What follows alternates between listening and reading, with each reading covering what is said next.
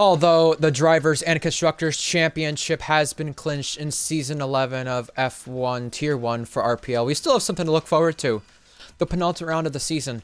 Also, the second trip here in Qatar for RPL F1 Tier 1. It also is the third time we're already here this weekend. We already ran here twice with F2 earlier this morning or afternoon, and also Tier 2 last night, which saw a championship battle get quite hectic and two championship rivals collide. We've also had two first-time winners already this weekend.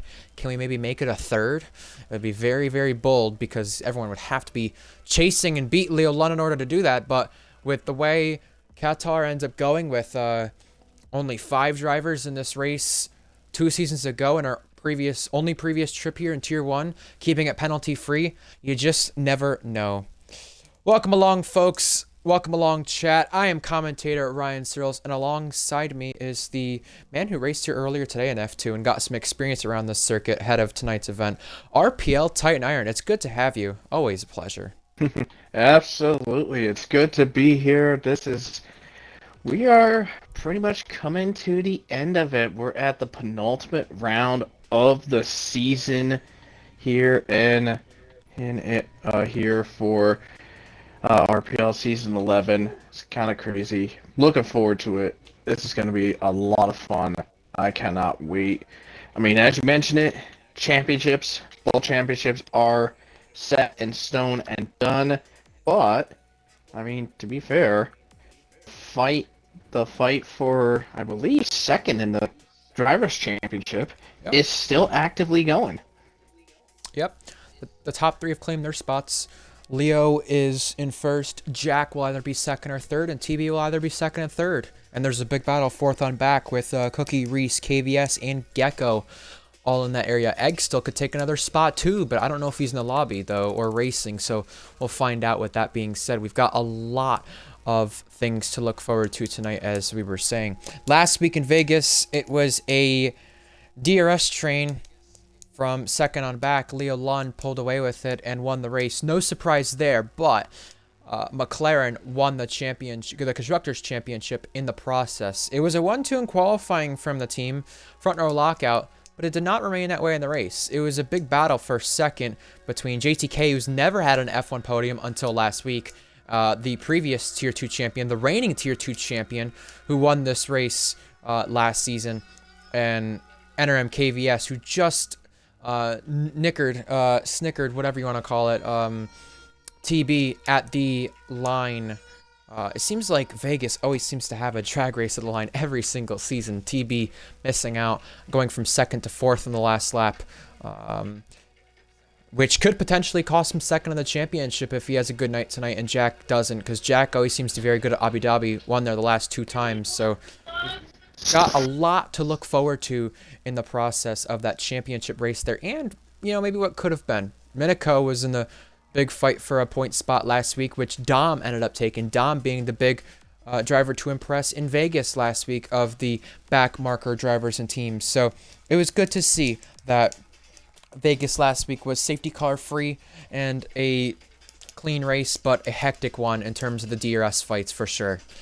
Their championship standings, we already mentioned, McLaren is champion, Leo is champion. We already mentioned our driver standings race, but our constructors race is very interesting, Titan. Red Bull have claimed second place in the championship now, that's official, but Ferrari only remain in third by 3 points over Aston Martin. Yeah, so Ferrari pretty much has their backs against the wall in regards to maintaining third place in the constructors. I mean, last week you had GTK, who finished in second in Vegas. Kept going down in 8th, but I mean, the main show of it was basically Egg recently really showing a stride, and even though Ferrari did reclaim third right now over Aston, I mean, these two are at war with each other, and this will be quite interesting to say the least. But I would not potentially also discount Mercedes, even though they're in 5th and currently like 59 points behind Ferrari. They are still viable contenders to even pull a shot to get themselves to challenge for third. Yeah, and we want to give a big congrats to our first-time winners in Tier 3 and Tier 2, Alex Norris and Mentaki. Very good stuff there from those two so far this weekend, and Skither earlier today swept F2 in Qatar. And Jack Miles, congrats to him on winning the F2 title as well, becoming a 3-time champion in F2, a 7-time champion across all of RPL's tiers. We are getting going, it looks like, so we are readying up for the event. Also, another congrats as well to in Tier 3. I believe the Constructors Championship might be wrapped up there, you said, Titan? Mercedes winning that, and also Mercedes winning Tier 2 as well. Invicta winning F2. Last I knew for... That's what I remember. Last I recall for Tier 3, I know Red Bull has secured the constructors. Red Bull's secured the constructors in... Yeah, Red Bull has secured the constructors in Tier 3, but the Drivers' Championship is still up for grabs. As for Mercedes, as for Tier 2, I actually haven't did a look at the math yet. But, I mean, I can take a look as Q1's going on, and I can see what it looks like. But I think they may have. Get clinched last night. Yes, it did. I know that. I did announce that on stream. Okay. And I did figure out the math correctly there. I mean, there was not much of a difference. But with Tier 2, the Drivers' Championship is up in the air because even though Red Fire Tiger did get third, losing out because of the penalty, which got Mintoki to win, him and the Red Bull of Tightman, they have multiple tickets against them, so they are looking at quite a few penalties. But in Red Fire's case, if he drops as far as P7, George will claim the championship. Because, I mean, I looked at the clips. I know at least one of them, between both of them, George is going up to P2. I know that for a fact. We'll just have to see what the stewards say. We're going to get qualifying underway. And it's also crazy to think about how Red Fire Tiger could also get a race ban just from those incidents alone. He could be sitting out the finale. I mean, Uri is going to get a qualifying ban in Tier 3, the championship leader, for his incidents. George already mentioned that one before the stewards report has been released. So we shall see what ends up happening. Only 16 for Q1 right now. We have some drivers joining in mid-qualifying. Let's go over some of our penalties, headlines, and changes here for RPL F1 Tier 1. And we have a lot of drivers debuting. We'll talk about that in just a moment. No more time trial submissions. I know a lot of people are happy about that. This tier alone was one of the big ones where we had a bunch of, not to be rude, but it was true, a bunch of complainers about that being in place for deciding some factors in Season 11 of RPL. We have a showcase race in the off-season. We've not talked a lot about this during the weekend so far, but we have 5 Tier 1 drivers in that, 5 Tier 2, and 5 Tier 3. The ones from Tier 1, we have Leo Lund, the Fake TB, Jack, KVS, and Skither in there. One driver you do not see in there, actually 2 of them, we'll say, are 2 of our most recent 3 champions, Cookie and Reese. Cookie's not here tonight in the event. Reese is. But very interesting that Cookie is not in that event. Maybe for himself, feeling like he's not beating the car allegations with him not being in that event. That's why he did F2 for a little bit, he said. But maybe the admins maybe feel that way as well, that decided that. I don't know. We'll have to maybe get a bit of clarity on why Cookie was not in that. He's made up 2 of the 3 non-Leo Lund polls this season in RPL. The other one who has not, in that list would be Korsman. He's under a different name tonight. We'll talk about that in a moment. Cam is full-time for Sauber next season, and the new driver, Will Gibson, is in Haas full-time next season. As you mentioned to me prior to the stream, Titan, that now means all of the Season 12 seats are filled here. We have some debuts and drivers on loan. Cryptic usually is in the V-Carb. He's in the Red Bull tonight. George on loan to Alpine. Liam Stevens, I believe this is a new driver, making his debut for the event tonight in Sauber. We have Let's see. We have Goatley making his Tier 1 debut. He's a full-time Tier 3 driver moving up to Tier 2 next season. We Mm-hmm. have Redfire Tiger reserving in the Aston Martin. Cookie's not here, as we already mentioned. There's others definitely not here that I'm forgetting about. But notably, Korsman in the Haas. Will Gibson debuting in the Haas. Lots of debuts tonight, Titan. Oh yeah. Why not have a better track to do it at the penalty margin track in Qatar? Yeah, absolutely. I mean, like I said, we have 16 participating, but we have 3 not here as of yet, but they should be showing up potentially. Missing from that field, we have the Sauber of Cam. Cam is one of the drivers that is MIA. Also missing from this field is, let's see, looks like Egg. Yep, Egg. Egg is on the list? No, I don't see him on the lineup list. Oh, well, he's missing from the event tonight. I should have said. Oh, TB okay. wanted a little 5-minute wait. He was Yeah, stuck but he on a never got train, it. so yeah. Well, he got 4 minutes of it, so there you go. Yeah. But anyways, in regards to the seats, as you said, that all seats have been filled in. I mean, well, I'll take the time and actually mention that as these guys are filing and getting their times in. So for McLaren, it is Jack Miles and a fake TB. Red Bull as Cookie and Reese. Ferrari will have Egg and T.S. Korsman. Skither and Florian in Mercedes. The Chiller or Ding and Leo Lund is in the Aston Martin. Gecko and JTK in the V-Carb. Hunted and Lewis Piper in the Alpine. And then in the Sauber, we have Maxwell and Cam. Haas has Minico and Will Gibson. And last but not least, Williams, Cryptic, and Red Fire. So all 20 seats have been taken.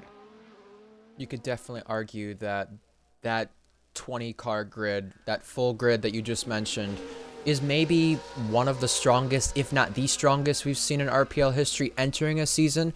And how ironic is it that Ding is alongside another champion there? It just seems like he gets paired alongside him. You got Reese, he's been alongside before. Cookie's been alongside before. Now it'll be Leo Lund.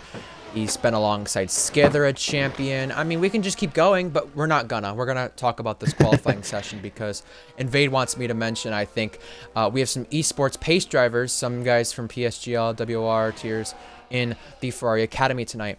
Korsman is one of those drivers who usually has been here before in the past. He's gone second fastest, but the ones that are debuting from that aspect would be the Sauber of Liam Stevens, who just joined recently, and Will Gibson, who's got a full-time seat in the Haas. You could see the esports team he's in alongside his name.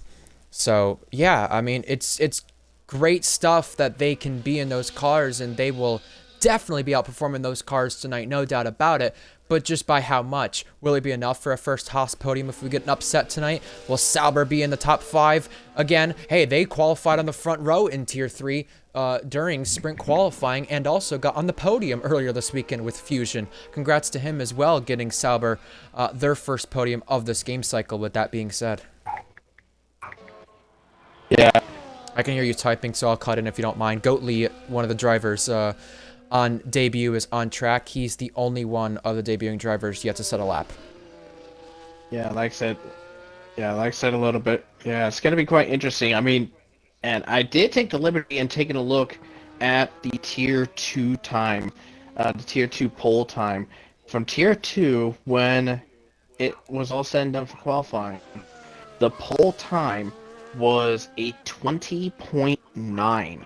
That was the fastest lap done, and that was done by George. And George was, and what was more wild was that, for those that haven't seen the Tier 2 qualifying, I'll just easily spoil this. the top four were separated by 600ths of a second. That is probably one of the closest qualifyings I've seen in Tier 2. I think we've only had one that I can recall in recent times get that close, or really at all in that tier, and that was in Austria, I think in Season 10. I want to say the top 3 or 4 were separated by a similar margin. The Fake TB, welcome along. It's good to have you, the Season 8 champion. Goatley is ahead of Reese Dainty on his first run, on his debut. KVS believes he's safe from being eliminated. The thing for Reese Dainty that I spoke about with him prior, I was wishing him good luck to the good luck for the event. He said this is a circuit he might not expect himself to be in Q3-4, which could be very interesting. He won this race back in Season 9 and just missed out on pole with Korsman. You just spoke about pole times. It was this race 2 seasons ago that we ran, the only other time we ran it, that we had a 20.8 dead on for pole. That was set by Korsman, who sits second right now, also known as, well, our second version of Franchi in RPL, I guess, right now, with the name changes he's got. And Tier 2 last season, JTK was on pole, I believe, and that was a 20.6 that was set. I'm going to expect the times to improve from what we had during then, because we do have Leo Lund and esports-paced drivers in this field, but it's just a matter of not if it will improve, but by how much. We've got some drivers on track right now. We'll talk about that in a moment, but, I mean, it's very interesting that even we look at last game's qualifying compared to this game's qualifying, when you compare it to Tier 2, and it's not that much of a difference. Yeah, it's quite not much of a difference between some of these guys, but some more of these drivers are coming in and getting themselves all set up and in. I'm surprised. I mean, TB is here, but he hasn't taken control of his car yet. Is TB not able to take control of his car? Because he's here. He hasn't said anything about it yet, at least in the driver's chat. Skither, Ding, punted. They set laps. JTK goes fastest a week after his first podium in Tier 1. How about that? Good stuff there. You know, Vegas and Qatar, we end off the season with before Abu Dhabi, and it's 2 tracks he's won in Tier 2. So, good stuff there. It goes to show that regardless of the difference in games, whether it be F123 or F124, he's still going to have strong tracks nonetheless. Leo Lund now starts his first lap in the session. And TB, you're right. It's been 3 minutes since he's joined the session. He still has not selected a car. You're right. He's not able to select a car. I've just seen that message sent in. So that is a concern for him. But if he's not able to get in to a car by the time of the race, it'll still put him in Red Bull, I believe, right? I'm hoping so, because it should put him in what's basically the cars in the order. But I mean, let's see. We have a Red Bull we have the Red Bull missing. We have both Williams missing. We have Sauber missing. So that's pretty much it. So I mean, I think it would absolutely suck if TB does join. It won't let him select a car, and then we go to the race, and he finds out he's stuck in Williams. But I don't think it'd do that, though, just because it goes off, what, constructor's order with the way that it picks it. So I would think if he gets put in a car, at least it'd put him in the Red Bull. But hopefully he can select a car come the end of qualifying or the race. Jack Miles is another driver believing he's safe. Leo Lund goes fastest. No surprise there, but it's by a 4/10 gap, which is not too bad. His teammate, he's got beat by 8/10 right there. Will Gibson, a driver on debut as well, alongside Korsman, is currently on a flyer. We've got him using battery coming out of the final corner and trying to propel himself up some places. He'll go 10th fastest. That now puts TSR Cryptic in the bottom, whatever amount you want to call it, with the drivers we have joining us come the race. Cryptic is the only one without a lap. Yeah, and he has yet to come out to get his lap, to get a lap in. But bear in mind, though, what's kind of interesting is that Leo Lund and GTK with their times. Let's see if I see it right. Okay, so it's just it should be JTK. JTK is only 200ths off of George's pole time from Tier 2 yesterday. But Leo Lund is half a second clear. Yeah, it goes to show what we're going to see in Q3 later on tonight. Red Fire Tiger raced here yesterday in Tier 2 and maybe did not have the best of finishes based on what had happened to him. It was this corner he cut across George and maybe cost himself a position in the storage room. And the championship contenders collided. He also collided with the Titan Man at turn 1, which saw the Titan Man get revenge on him, which was not really good stuff you want to see at all. And it definitely may have costed him a chance at bringing the gap down into Abu Dhabi. It's a new day, though, for Red Fire Tiger in Qatar. And it's a day where he could beat his teammate in qualifying, which he's only a 10th behind of, or 10th behind currently of in Q1. We got 2 more corners remaining, and he's going to back off and just live another day, it looks like, with whatever happened to him there. Goatley is currently on track right now. He's just started a lap, and behind him, we've got George App Willie starting a lap right now. Yes, George currently going through turn 1 here as he's just working his way around through the Losail International Circuit, through turn 2 now, into that tiny little kink of turn number 3 now here. I mean, there's just so many turns, so many choices and all that stuff. As he goes through 4 and 5, now into the hairpin of 6. Through the hairpin of 6, now into the right-hander of 7. Just one sec. KVS said it'd be random, by the way, with the car TB gets put in. I've just read that. If you're reading that currently, I know you said 1 second. George Williams using battery here through a few corners before we get to the triple right. What a section of corners this is, Titan. We saw some side-by-side action here in the Tier 2 race yesterday. I didn't think we'd see that happen. I don't think so either, but here comes George into the last couple of corners. Yep, TB has managed to select his car, but got kicked out of the session. And the game, like, he selected his car and automatically is out. So, yeah, so that is unfortunate there. George has improved just a little bit, but stays P12. Can I just cut in on that? TB, that glitch has happened to other drivers at least probably 4 or 5 times so far this weekend about lagging out and rejoining the session.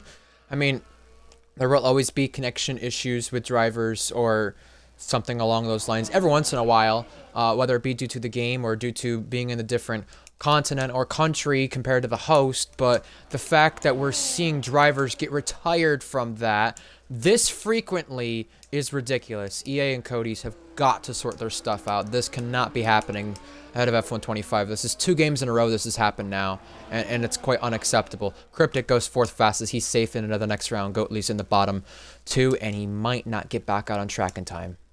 Yeah, but there's one major problem with that, because I actually forgot to mention this, but a couple of weeks ago, in one of my other leagues, it happened to one of our drivers. He actually asked EA why this bug is happening, and EA actually told him it is not a game issue. It is actually the person's connection issue. So, oh, really? with TB being selected to take control and getting booed out of the car, per EA, that's actually TB's internet problem, not the game's fault. And it is not a glitch. I mean, it's not a glitch. It's actually just an internet problem. That's what I EA get claims, it's fun to but blame TB for bullshit. things, but come on, that's ridiculous. Yeah, it's bull. Yeah, that I don't believe a word they say then. Goatley has gone out on track. He will get another chance, and I think luckily for him, he might have a chance here to knock Liam Stevens into the bottom 5 because Liam Stevens went out there and invalidated. He's now parking his car in front of the pit lane, though, currently, and has almost come to a halt down the main straight. I don't know what's going on there for him, but Cryptic looks like he might want to have another go at this or come to the pit lane. All eyes will now be on the brand new Tier 3 pole sitter, brand new Tier 2 driver next season, Goatley. Can he match up some goated things here to get himself into Q2? We'll find out. You go ahead and take the lap because I just realized Got it's an something to take even care of? bigger problem in regards to TV. All right. Well, we'll let you take control of that. Turn 1 for Goatley. Little bit wide there on entry. He could have hugged the inside a bit better, but it will just be about if he's going to gain time or not. He'll be knocking Liam Stevens out of the top 15 if he completes this lap well enough. We'll look at the first sector. Here we go. Turn 4, turn 5, double right here. Tough for track limits, but it looks like he's keeping his car okay. And although the struggles from that V-carb, as you can see, it's a little bit upsetting on that car, he is still improving by 2/10. This could be good enough. He's got one car that could get in his way, and hopefully they don't. That's Liam Stevens. Liam Stevens already has done what he needs to do, really, to try and get to the line in time, but it won't be enough. Liam Stevens getting in the way now, our beach for just a moment, but couldn't do too much there to affect the driver. Currently improving by 3/10. Look at this. And he's all over the back of him. He's not letting up here on the RB. He's making sure he's got a lot of pressure before he gets to the line and knocks him out. One more corner to go for Goatley. He's already got a tier 3 pole to his name. He did that earlier in the week at Brazil. Now he could get into Q2 in his first tier 1 start, and he has done it. Look at that. Great stuff from Goatley. The tier 3 driver full-time is showing why he'll be tier 2 next season, beating just a few full-time tier 1 drivers and his teammate in Q1. Liam Stevens in his debut is out.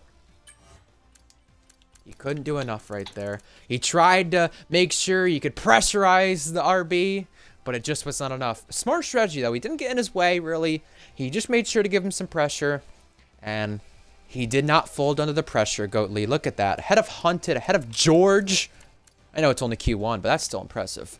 Liam Stevens and the fake TB are out of qualifying. That's very unfortunate for the fake TB who could not take control of his car. The top 3, Leo, GTK, and Jack.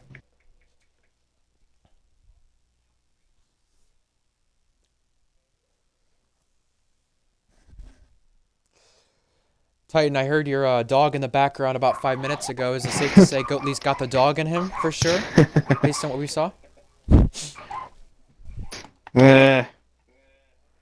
Who knows what will happen? Never mind. Hang on. It's okay. I'll let you take care of that in the meantime. It's all right. Well, we've got 15 drivers in Q2. We've got both Haas's in here, which is a nice little surprise. Both RBs, both Alpines. So, you might see an upset for maybe Q3. We've got TB out, so it's now up to Cryptic to try and make sure both Red Bulls don't get knocked out in Q2 2 of the last 3 weeks. Remember, it happened in Brazil there in qualifying due to the changing conditions. Maybe just the names with 3 letters abbreviating them. Leo, JTK, and Jack doing their thing there. 2 McLarens, 1 Ferrari. Those were the guys in the top 3 during Q1. Just want to remind everybody, we still have 4 races to finish out our seasons of RPL. Tier 3, a championship decider in Japan. Tier 2, a potential championship decider in Abu Dhabi. No championship decider for F2 there, but F1 will be in Abu Dhabi with the other tiers, just like Qatar was. So that's nice to see that we're remaining in the same place, pretty much.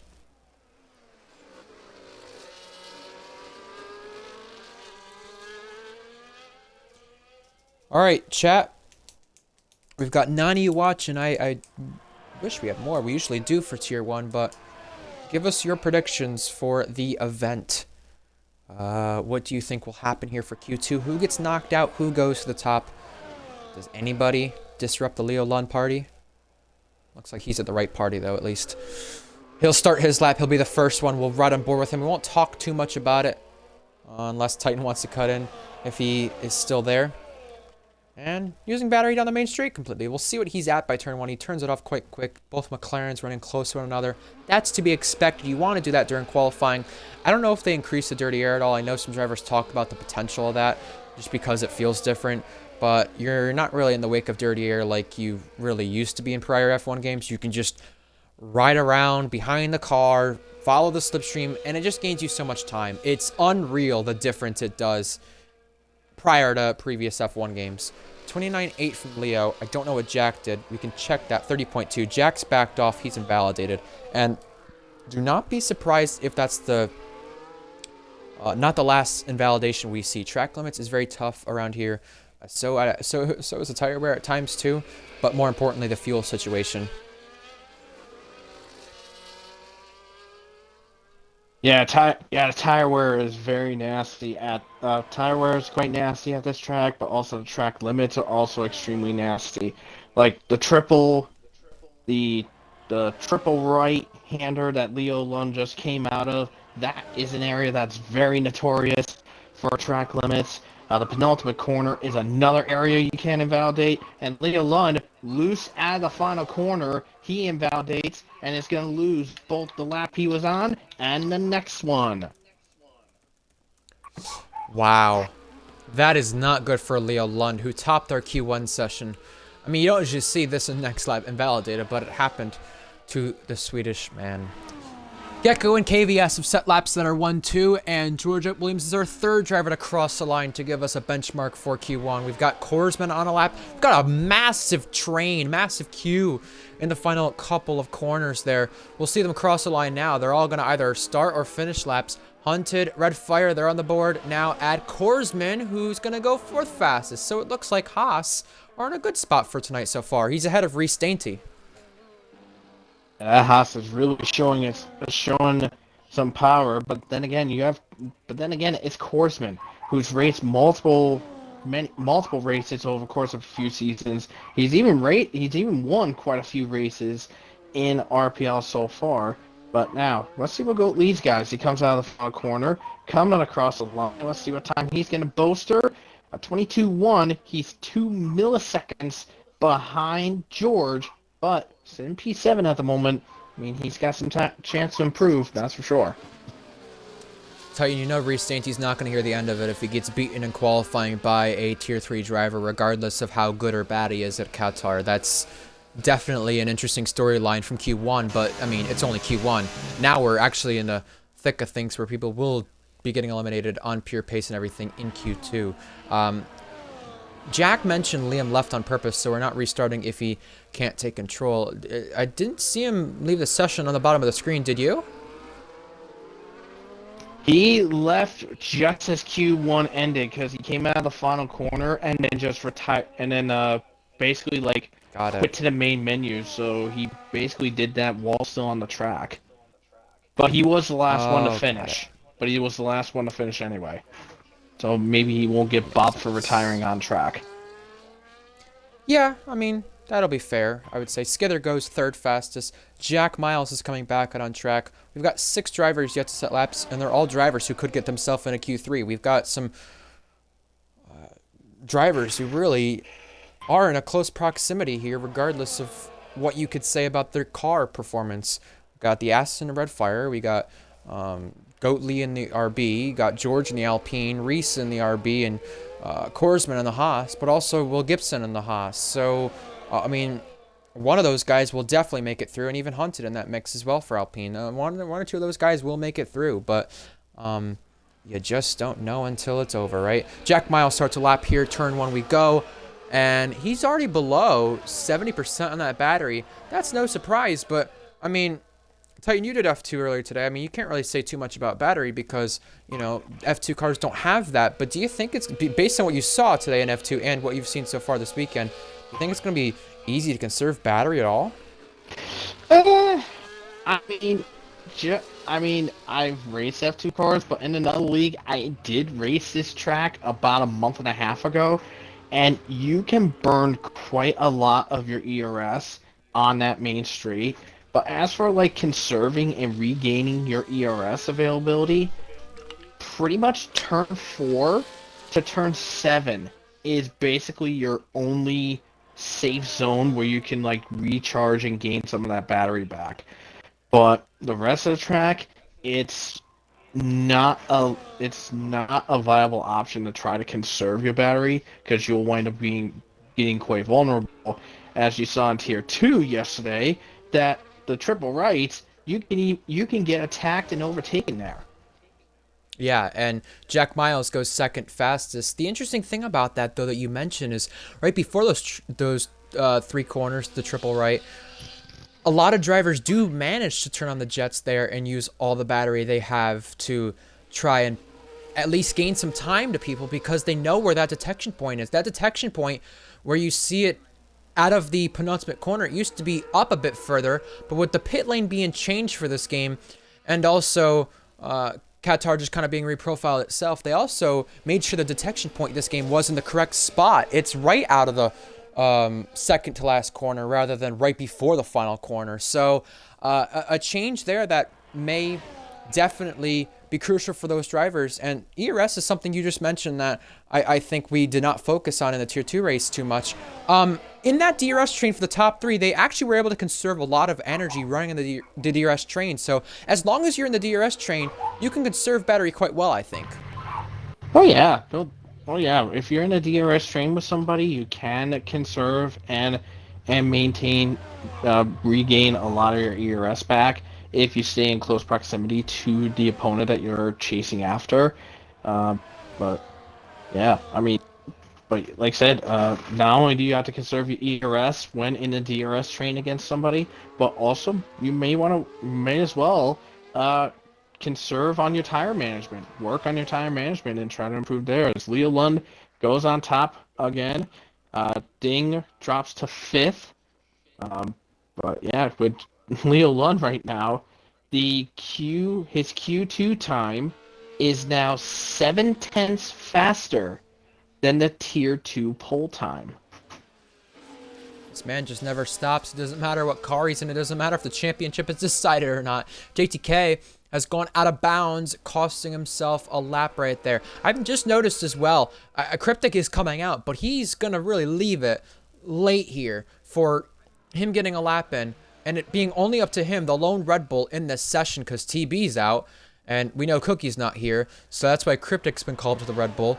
It's going to be really maybe one and done for him unless he's got enough fuel to do two if he makes a mistake on the first one or doesn't feel comfortable enough with the first one. It's very interesting. Will Gibson was on a really good first sector. I thought it showed him purple. I could be wrong.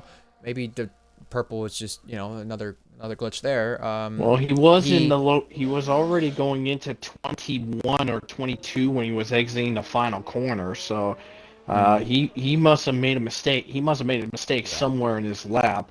So that's why he's just flat abandoned it right now. But him, JTK, and Cryptic are drivers that have yet to get a lap in, and they're gonna have to get it done. They're gonna have to get it done.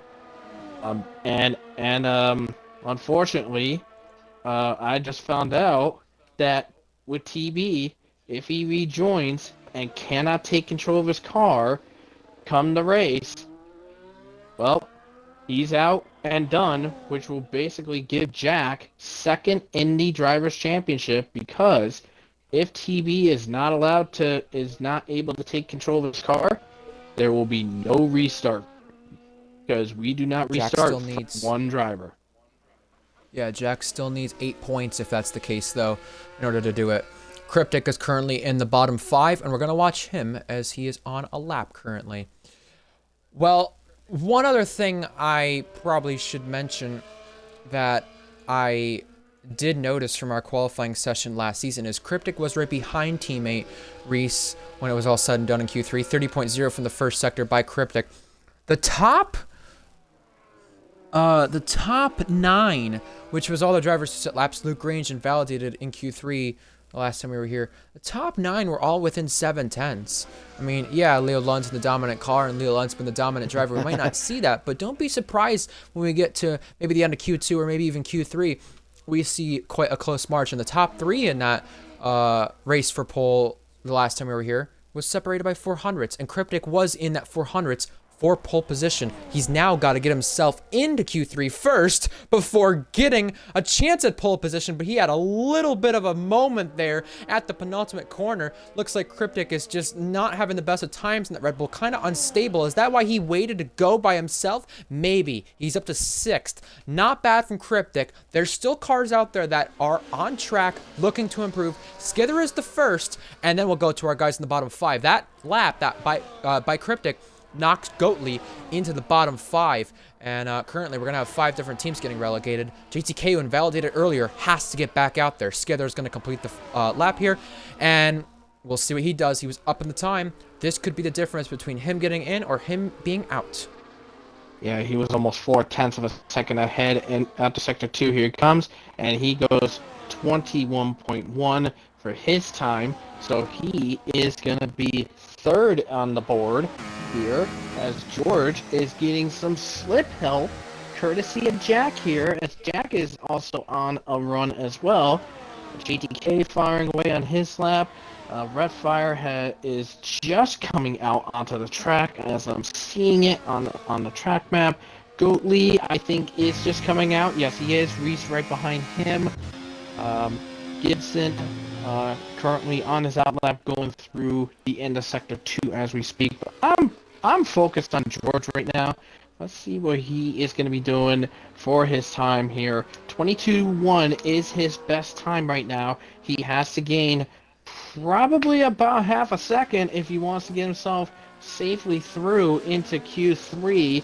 This will be nice for him, the championship leader for Tier 2. Looking to have it done. He's about 2/10 up in Sector 2. That is gonna put him just ahead of Reese. So he will have P10, but he's gonna be in the big bubble to hope he'll try to get safe here. Around the final corner he comes. And across the line he comes. George is gonna go P10, 100th behind, but JTK says, hell no, I'm in the top 5. George, sadly, is out. Will Gibson currently is on a lap 30.3 in the first sector. I don't know if that'll be enough or not, but we've got other cars behind starting laps who are currently in the relegation zone. Reese Dainty's now down there. Goatley's down there. Redfire just started a final flying lap. Goatley crosses the line to get in a final flying lap. Reese Dainty will be the next one as well. That was a big help from Jack Miles George got there. The Welsh drivers helping each other out, but it was not enough for George to get in. Currently, Will Gibson is doing a 57.3. I did check on the Sector 1 against Korsman. With Korsman's lap, Gibson was a 10th up, but Korsman, who's also on a time lap, responded by going 3/10 faster than his personal best in Sector 1. So let's see what Gibson's got as he comes across the line. He is going to go into 10th, but his teammate is going to knock him out.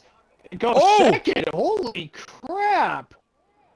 Well then, Will Gibson got in by knocking his teammate out, and then his teammate knocked him right back out. Will anyone pull off an upset here? Redfire Tiger is going 7/10 better. George up Williams. He is done. Hunted is trying to remain in the top 10, but he invalidated. That Ferrari comes into the pits. They already did a lap. That was JTK. He'll be in with Gecko, his teammate this season and next season. We have Redfire Tiger, who was up by 7/10. Can he get into Q3 and make an upset happen? Yes! He beats Hunted. Now it's up to the RBs. Goatley first, then Reese. Goatley stays last of the drivers remaining. Reese Dainty said this is not one of his favorite circuits. He won this race last time we were here, and he is out again. Reese Dainty and Goatley, both RBs, down at 14th and 15th. This is very reminiscent of the way they started their season, with qualifying being down there and out of Q2. Both Alpines are out as well, and Will Gibson on his debut out of qualifying. So, we're going to have quite the Q3 here. Our first pole sitter at this circuit, Korsman, is right behind Leo Lund in the car that he ran in Season 9 here to get pole. Yeah, talk about a wild bunch of upsets here. I mean, we got 2 entire teams done and a newcomer out. But I think what was probably the craziest shock is Korsman. Korsman is P2. That Does is he think he's in the wild. Sauber again at Spa? Yeah. I mean, literally, look at the gap between him and KVS. He's almost 200s clear. Sauber can't do any magic like they did in Tier 3, so they're just going to make it up in the Ferrari Academy with Haas tonight, I guess. How about that? I guess so. Well, Will Gibson is out, but that's still a good effort from him. 11th place in a Haas. I mean, it goes to show that if he maybe didn't make certain mistakes, he could have been up there, because that gap with him and some of the guys in front of him, you get 3-4 tenths right there separating them. Redfire Tiger got in as well. We couldn't even see the end of our results there, but we know Hunted, George, both Alpines, both Welshmen there, both, well, could be Tier 2 champions, both at some point in the next 24 hours or 7 days. Both teammates there out. Will Gibson on his debut, Goatley on his debut, both out, and Season 9 champion and Miami Grand Prix winner earlier this season, also Goatley's teammate, who won this race in Season 9, Reece Dainty, out of qualifying. I feel like there's really no shock there in the bottom 5 of those drivers. We knew there was going to be one of those guys who were in a backmarker car get through. We're just surprised about Korsman being up that high again. But really, with his abilities, winning on an Alpine before in RPL, we really shouldn't be surprised about it. Yeah, Whatever absolutely. from age frenzy means. I mean, maybe he'll be Maybe he's shouting in paying that kind of homage meme. to. Maybe he's paying homage to well, whatever three-letter and number tag that Franchi had when he was here. Maybe that's an homage to Superstar. him. Well, I mean, I mean, to be fair, we all know who's gonna be pole, which is gonna be Leo Dund. Um, Do but we know that now? I mean, the question Do we? is, who do you think? I mean, the question is, how fast can he go? He had a 20.2 in Q2, I don't know too. a 20.4 in Q1. I mean, are we gonna see maybe a 19? Are we gonna see a high 19.9 pop in? Is it It's very possible? possible. I think it is. Yeah, I mean, usually in Q2 you use your first, your first sets are your used sets. So, and based on Tier 2 yesterday, 20.6 from George, or not 20.6 from George, 20.6 from JTK in its championship season. I mean, everyone thinks, oh, I've done a great lap, like TB was saying in Monza. I've done a great lap, and then just to see themselves beat by 3-4 tenths, like, I I really do think if anyone's going to get to the 19s, it's Leo. No one else can really get there. But if we're going to see an upset inside that top 3, maybe a Haas. Haas, their best qualifying in RPL, comes from Season 2 Mexico and Season 10 Baku. Mali 41 and Minico both did that. Can Franchi, also known as Korsman, I can't with this guy's name change. This devastating Riz 3 weeks ago. I can't. It's too funny. Well, can he pull off an upset for Haas? He's our first one. He'll set the benchmark. But I've got to give this guy a lot of credit. I mean, it doesn't matter if he's in a full-time ride in RPL. It doesn't matter if he's in a top car or a backmarker car. He just seems to always be in the mix regardless of what ends up happening. And you can't say he's cheating either, because his files have been checked before in the past. But it's incredible what this guy does. Absolute textbook stuff. He'll be the first one to complete a lap Titan. But, as we always know, around this circuit, still a few corners to go. Gotta keep it valid. Oh, cut it tight.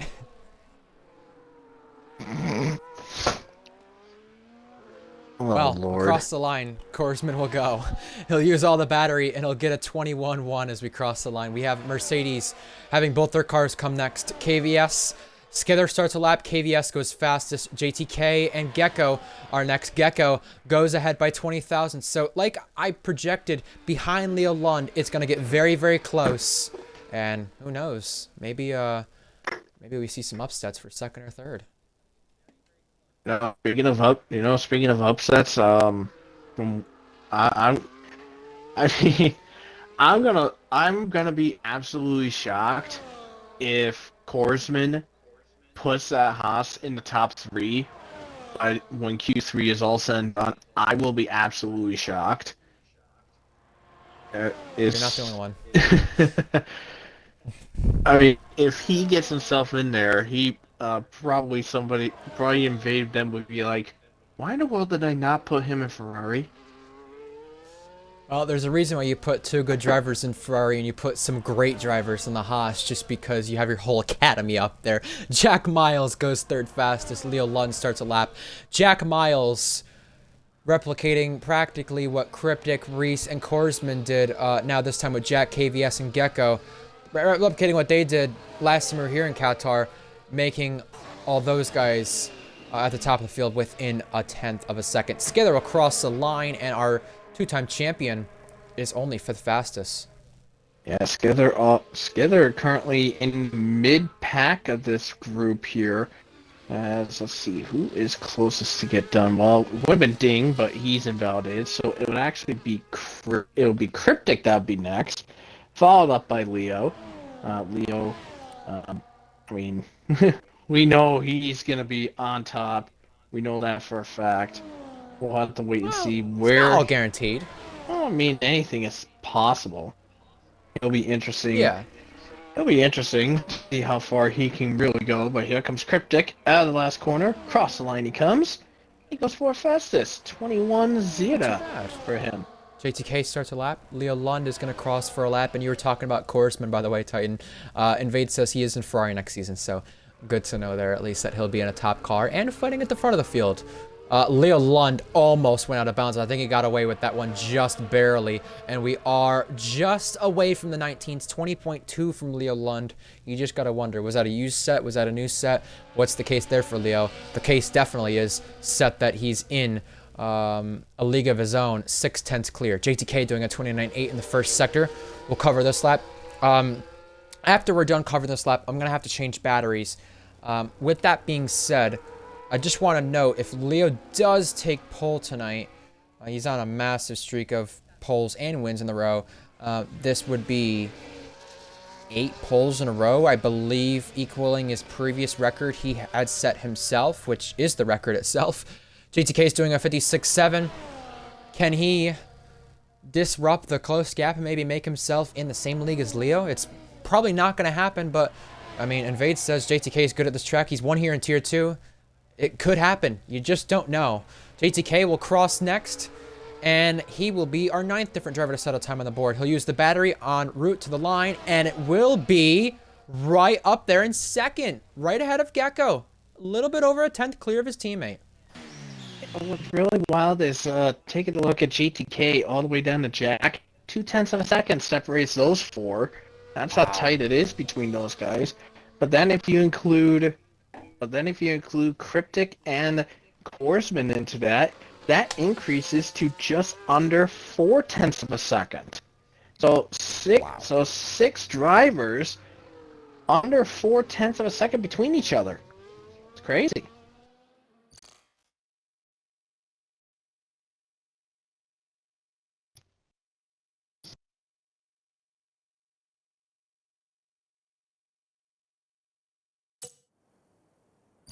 I see Ding is still on, so this will be interesting to say the least. I mean, Ding is currently the only driver yet to get a lap. In regards to the laps set by the drivers, Redfire is the slowest with a 21.3 on his end, which, I mean, comparing him to second place, he's about 6/10. He's over 6/10 behind. But let's see what Ding can do. Ding, as we mentioned earlier, as it's been mentioned over the course of several seasons, has a tendency of having bad luck in regards to keeping his car within the track limits. I mean, sometimes he can go like 3 attempts in a row of invalidated lap times till he finally gets a lap in. I think the record I remember was probably back in season 8, where he in a full qualifying session, Q1, Q2, and Q3, invalidated his timed lap 6 times. I remember en route to his pole at Hungary which he stole at the last moment. He was invalidating like crazy throughout Q1, Q2, and Q3. So Yes, I remember that. It just goes to show. I know you say Leo Lund. We know he'll be on top for a fact. It just goes to show. It's not over until it's over. That's for sure. He invalidated though as we speak about that. Well, KVS will go to his academy teammate here, and yeah, I think KVS has definitely been someone who does not get enough credit here in RPL. A podium last week now means he's the driver currently to have the most podiums without a win of any driver that has yet to win in RPL. 6 podiums to his name, 3 last season, 3 this season. And he's doing this in a car that is worse than the one he was in last season. Remember, the one last season that he was in was a Ferrari. That's what, second fastest, third at some tracks. This Mercedes is anywhere probably from 3rd to 5th fastest on our circuits. So it just goes to show the level of NRM KVS seems to get better as the competition gets better, at least in terms of the results at times, the podiums, the unexpected ones. And right now, he's getting a major tow from Skither. Skither is helping him out majorly. And this could make the difference in a minor gap here from second on back. NRM KVS crosses now, and does he better himself? No, he just misses out. He was improving in the first sector, lost a little bit in the second sector while still up, but it was not enough. Skither starts his final lap, and we gotta ask, will NRM KVS repay the favor? We have our final flying laps on our hands right now, and we'll get a better pole time than when we were here in Tier 2 the last 2 times, and Tier 1 here last game. But give us your predictions here for the top 3 or top 5 spots in the Twitch chat if you haven't already. Gecko starts a lap. Skither, is he doing better in the first sector? He is 2/10. This could be the difference between him being 8th or 7th, maybe even better. Gecko we'll look at in the first sector, and we'll get cars crossing the line. With that being said, everybody should be good enough to make the checkered flag. Maybe that Aston who just got to the second sector might be the only one at risk. I'm going to see what Gecko's doing in the first sector. Isn't going to make it. Oh boy. Gecko is improving the first sector by a 10th. That's a really good effort from Gecko. I know Ding's definitely not going to make it, but Skither has actually improved even further, going to about 3/10 up. Ooh, got a little evil right there. Just saw that. KVS pays it off. Favor here. Here comes Skither out of the final corner. Let's see what he improves to. And it is their fastest, 20.8. We have more cars starting laps and getting to the line. Ding, you said it was not going to make it. I think if he didn't back off so much there, he probably could have maybe just barely made it, but he's not going to do it. Gecko is improving by 2/10. He could put himself in the front row. He's had multiple front row starts already this season. Could he get another pole in here just barely? He's going to miss out by 3/10. That's still a good gap to Leo Lund considering what we've seen so far this season. Leo Lund's up by a 10th, and surely it'll be by more here soon. Jack Miles is next, though. Jack Miles is still going. The last time we were here, he was racing in Ferrari. He qualified 6th. That's where he stands right now. Can he go to the front row and get a front row lockup for McLaren for a 3rd time this season? Jack misses out on doing that. We could see 19. We've got Korsman, who's invalidated. Leo Lund is up and could get us in the 19s. He's trying to go for an 8th consecutive pole, a 16th on the season. His first start in Qatar is a pole. It's the 19s. I called it. 8 consecutive poles for him right now. He's just got to hang on. JTK does not take back the front row. A good effort from Ferrari. Skither, KVS, they're done. Red Fire could at least take another place here. Will he do it? Now becomes the question. Red Fire goes up to 8th. Leo Lund is on pole for an 8th consecutive time. That ties his previous best record, and it's a 16th on the season. Man, oh man, that's just insane. I think it's just wild because literally, I said, could we see a high 19.9? And sure enough, that's what happened. So, what do you know, Titan? It's McLaren's 22nd pole. Good Lord above. And it's interesting, JTK actually beat his Tier 2 lap here as well that he set last season by just under a 10th. And he's doing that in a worse car compared to the one he was in at Red Bull. I think it and what's more wild is that literally Leo Lund's pole time is nearly a second faster than George's pole time. Yeah. I mean, and Both of the looking same car, at by it the way. yeah, and with George's tier 2 pole time, which is a 20.9, literally the only ones that did not beat it is Korsman, who was about 2/10 off, and Ding, who didn't set a time. Everybody else has beaten it. Yeah. And from second to eighth, we get quite a close gap there, under 5/10. So it does show we're in for a race, at least there.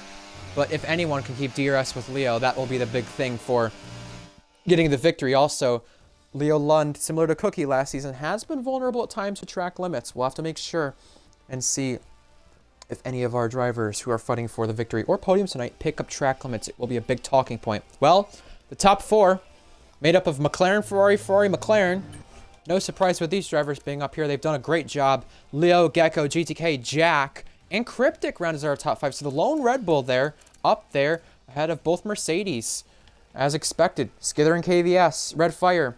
You got Korsman in ninth, who made a big upset in Q2, and Ding, who did not get a lap in down there in 10th. You just got to wonder, if he didn't validate that first one, could he have at least maybe beaten his teammate or something like that? He didn't make the checkered flag, of course, we know that, but he'll have to change it in the event. That's going to be 29 laps and a one stop to continue.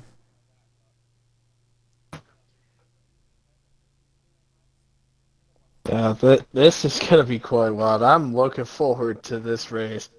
Also, one thing about Red Fire quickly, Titan, he actually qualified better in a worse car in this event compared to the event last time we ran here in a McLaren he was in. He was 6/10 off teammate Korsman down to ninth. It was P8 for Red Fire at the end of this session. No kidding. Nice. I didn't Nice even know improvements from about Red that Fire. one. Yeah, nice improvements from Red Fire. You love to see drivers improving as much as you can. Yeah, We've got 10 seconds until crazy. lights out. Big run to turn one. What do we expect?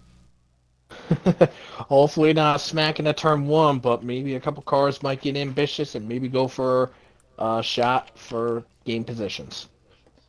Our second appearance in RPL F1 Qatar is also the penultimate round of Season 11. It's time for the 5 red lights. We're lights out, and away we go. It's time to bring the action, but Leo Lund had a bit of wheel spin and went to the left side of the track. Now the right's on our screens. He's going to pinch Gecko because of that. Side by side to turn one, 4 wide in the back. TB did get control of his car, but Leo Lund has a challenge. It's Gecko. Gecko side by side with GTK, that pushes him back into Jack. Oh! They both make contact. And at the back of the field, Reese Dainty, TB, teammates getting all caught up there. A little bit of a gaggle as we get to turn 4. Now, all the cars filing into place, trying to get single file. We go to the heavy braking zone at turn 6 where they all get side by side down here. It gets so tough to get it in without any contact, and we're seeing contact between a Haas and an Aston at the back of the field. I was just on board with Reese just seeing all that chaos, and literally, I mean, coming out of turn 2, Hunted had George's teammate on the inside. Hunted got so loose and evil on the exit because of the curb, he clocked his teammate, and then Liam Stevens inside on the 3 wide against George, and TB joined him on the outside. There was 3 wides all over the place at the back. Will Gibson almost got very ballsy there trying to make a move on Red Fire Tiger in the triple right. He also went out very wide in the penultimate corner. He's gained 3 places. Liam Stevens, who joined back for the race, gained 4. DRS enabled. Leo Lund leads, but Gecko is coming quick and taking over at the front. Gecko hasn't won in 4 years of RPL, but today could be the day if he manages everything right. He's in the lead of the race. Hello, RPL, a lot of context for that little comment there. But Maybe. yeah, Gecko, what a shot on the inside in the turn 1. He just used the straight line speed of that Ferrari to his advantage, which means no doubt in my mind, the wing setup that they have. Gibson, by the way, on the inside of Red Fire, catches him off guard. Will Gibson up in the 8th already. And Ding Didn't really capitalize on that qualifying. Liam Stevens is going for a shot. Contact with his teammate right there. Sauber and Haas, both Academy teammates going at it. Nice little scrap here. Turns a little aggressive down to the braking zone. Korsman forces him off. More contact later on. Further back, TB and Hunted are racing it out. But now he goes side by side. Almost 2 rows deep to the triple right. Can they remain side by side? They're making tons of contact. Oh, God. A lot of touching. We have the Sauber in front at the end of the corner. Korsman has to go off, and he is the first one in the penalty club. Hunted now gets the better end of TB. TB cannot gain too many places here by the end of lap 2. 3 places gained only for the Red Bull. Leo Lund is trailing Gecko by 2/10 and does not make anything of turn 1. How in the hell did the Haas and the Sauber not crash when they were fighting in that triple right? I mean, to be fair, I mean, with Korsman on that outside, with Stevens there, I would say probably after that first right-hander, maybe with Korsman being off and completely off the track and stuff, maybe Korsman could argue saying, hey, I was pushed off, I wasn't given the proper room, I got my penalty unfairly. Hunted and Reese Dainty were going at it, and that's touching between the pair of them. Down to the S section. Now Reese is trying to hang on to the place with George, and there's a lot of contact there between the pair of them. Reese has to have the inside line. George will continue to go the long way around, and Goatley says, hey, I want a bit of the action too. Reese at turn 7, that car got evil on him exiting out of 7, but looks like he's okay and willing to continue on. Meanwhile, further up front, Leo Lund could be eyeing Gecko for a shot to reclaim the lead.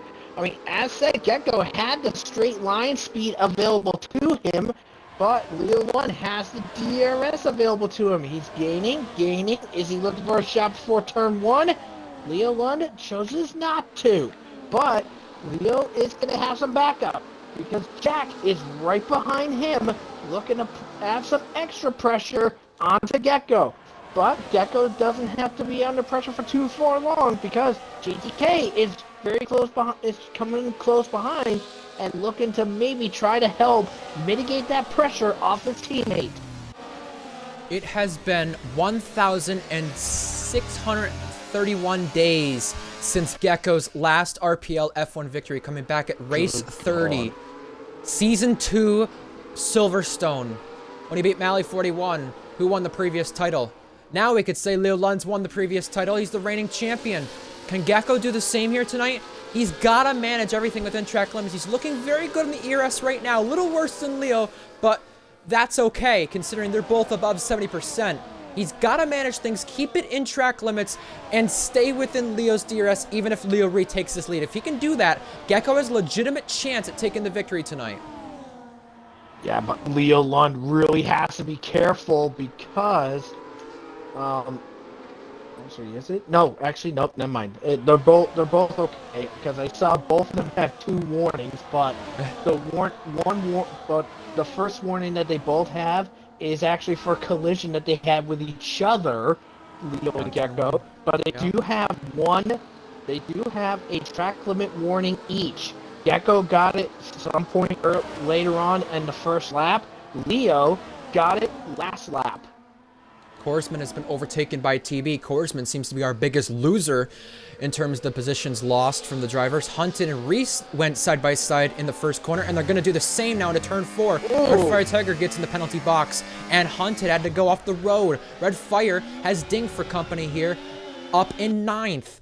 Ding gets ahead for 9th, and Red Fire has to back out there. He does. Someone else who joined in on the race who did not participate in qualifying was Nathan Richards. He's down there, down in 18th, making his return tonight. He was a Tier 2 driver in the past. Yeah, I see the but Red Fire getting that penalty. I wonder if he's going to argue the same, well, not in the same style, but in the same outcome, that he probably got unfairly penalized, because I was on board with Ding, and I believe Red Fire may have gotten help, because coming out of turn 4, Ding got hit into the back of Red Fire and sent just wide enough to get the penalty, and Red Fire did also destroy one of the brake marker boards. We have multiple penalties across the board already. 4 drivers have picked up penalties in the first 6 laps of this Grand Prix. Well, 5 of them have been complete. George gets overtaken by Goatley. And with that being said, yeah, it was like 17 drivers who finished this race in Season 9. Only 5 of them went penalty-free. So we could very well see the same thing happen tonight. Good little scrap at the front of our field. Speaking of penalties, Reese Dainty kept this race penalty-free. Besides the storage room, at least, he kept it penalty-free in terms of track limits this race 2 seasons ago. He can't say that tonight. Yeah. I mean, and also bear in mind, it looks like we have trouble. That's Nathan Richards on that mini straight between turns 4 and 5. He's trying to get himself back around and continue onwards. But yeah, Nathan Richards, by the way, him, Reese, Lane Stevens, Will Gibson, and Gecko are on the medium compound tire. Everyone else is on the hard compound tire. So Gecko is looking to play a different strategy available to them. I mean, I've seen that these guys use the harder compound. As here comes Leo on the inside. 3 abreast! Here comes Jack too, yeah! Jack's not playing around with his teammate. He wants to capitalize on getting second in the championship tonight over the fake TB. It's a McLaren 1-2 on track. Further behind, we have lots of close racing. How about some moves? Hunted ahead of Reese. Reese is not going to give this up. He's going to have the inside line for the next corner. Dive it. And there's touching between them. Hunted goes off the road. Comes back on. Behind Reese. Yeah, so Hunted loses out just a little bit, to say the least, but he has fallen just a small bit as a Red Fire thought about sneaking a peek on Will Gibson in a hairpin to try to vie for an attack for second, but for 10th, 9th. Good lord, I'm jumbling up here, unfortunately.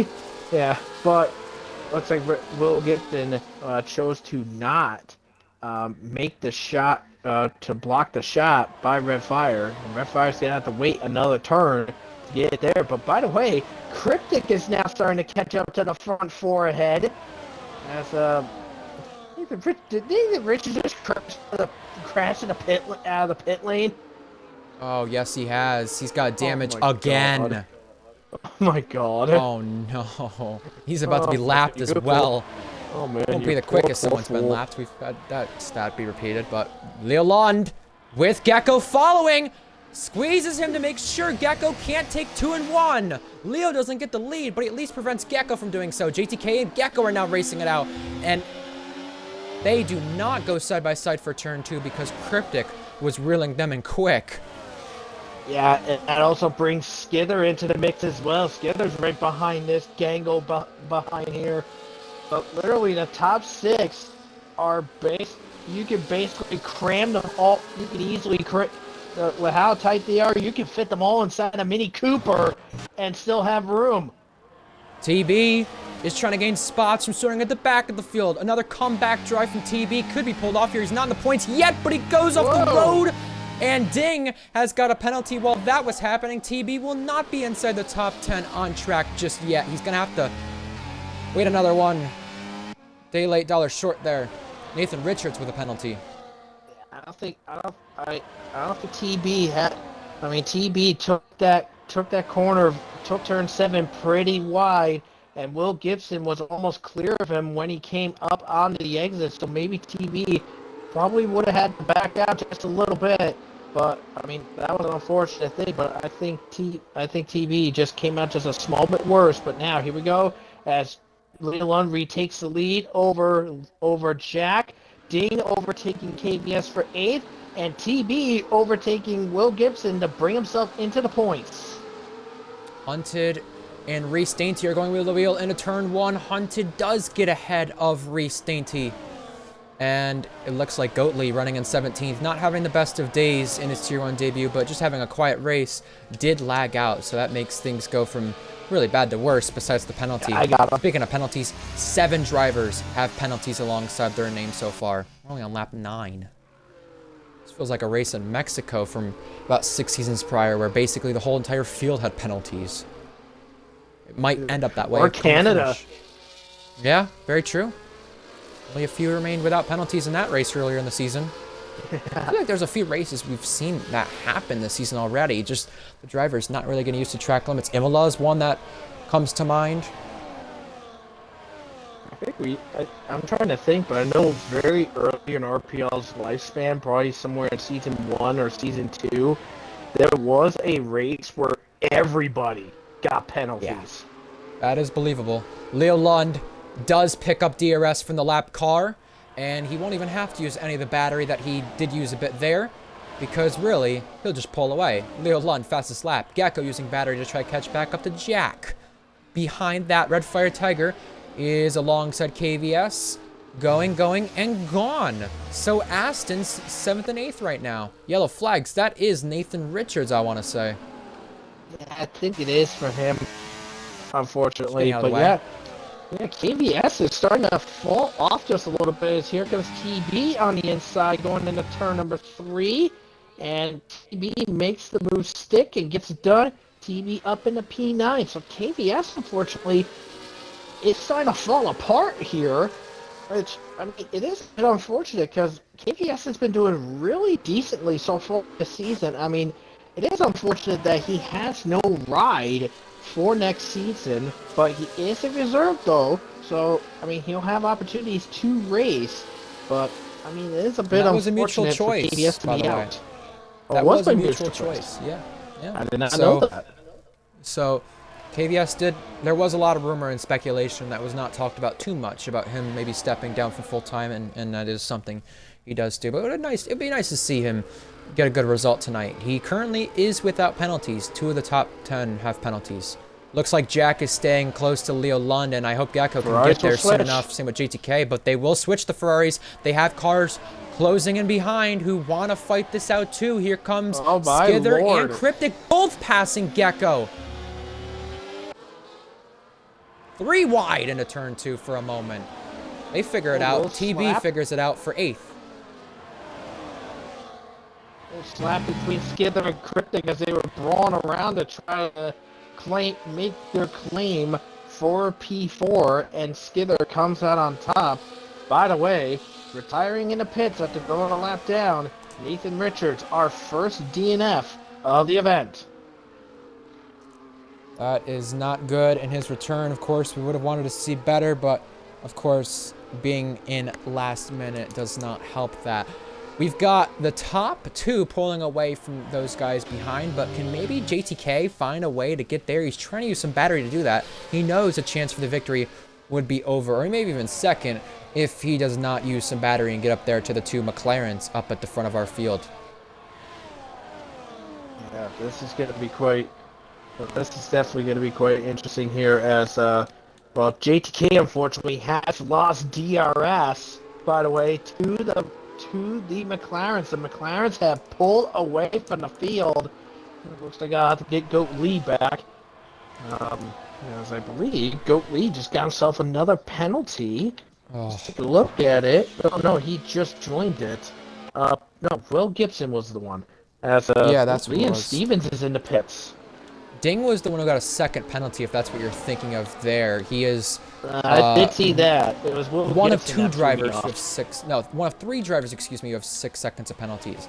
And Liam Stevens is our first of the medium runners who do come in. Korsman only trailing Hunted by 2/10. That's our closest gap right now on track. TB is just riding behind Ding, hoping to maybe make something here from...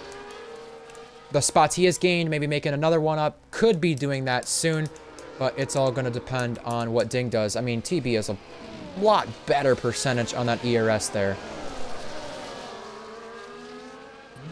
Where the heck is he? There he is. Trying to go lead, but I guess he got booted completely offline. That's what happened. Anyways, yeah, Cryptic all over. I see Cryptic all over the back of Skither, trying to see if we could go for a shot here. By the way, also, I just saw he is looking for an eyeballing shot on Ding for P7. How about that? Do we see any other medium runners come in? We'll find out very soon. Leo and Jack, though, have pulled away and gapped these guys. Gecko is in. Gecko was one of those guys on the medium compound tires. So was Will Gibson. So the only one yet to pit from the medium runners would be Reese Dainty.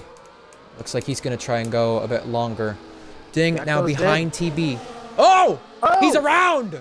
Oh, right in front of his academy teammates. He looped it at turn 1.